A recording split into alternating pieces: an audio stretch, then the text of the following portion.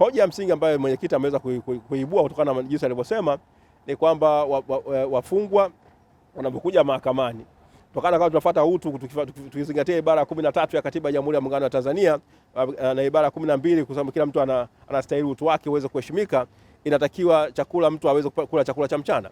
Sasa unapokuwa na wafungwa na mahabusu ambao wanakuja mahakamani wapate chakula cha mchana, huo ni matendo ya kudhalilisha na kukiuka utu wao. Hii ndio kesi ambayo imeweza kuibuliwa. Kingine cha msingi ambacho nisijikasahau, kile kizimba leo ambacho shahidi anatolea ushahidi kimeonyesha kwamba tuna tatizo kubwa sana katika mahakama zetu, kwamba kwa sehemu kubwa vizimba vimejinsi ambavyo vimetengenezwa kule mahakamani katika vyumba mbalimbali vya mahakama ambavyo vipo, iwe Kisutu iwe wapi, ni kwamba majaji au mahakimu hawaoni wanani wale mashahidi.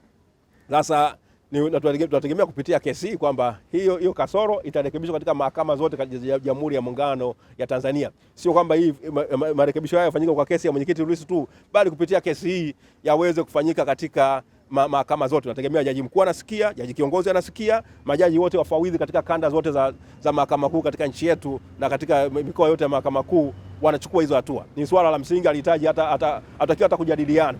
Ni swala ambalo linatakiwa kutekelezwa na vile vile napenda kwamba kwa sababu na mimi ni wakili, chama chetu cha mawakili cha Tanganyika TLS lazima tulisimamie kwa imara zaidi kwamba hiyo kasoro iweze kurekebishwa.